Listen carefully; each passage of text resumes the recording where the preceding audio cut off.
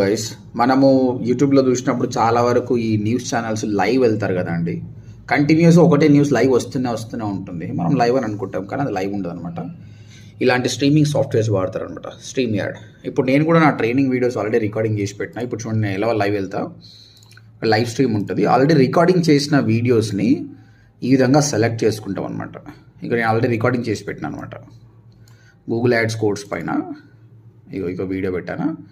ఇప్పుడు నేను స్ట్రీమింగ్ చేస్తున్నా. నువ్వు ఈ స్ట్రీమింగ్ ఏ టైంకి చేయాలన్నది మనం డిసైడ్ చేయాలి.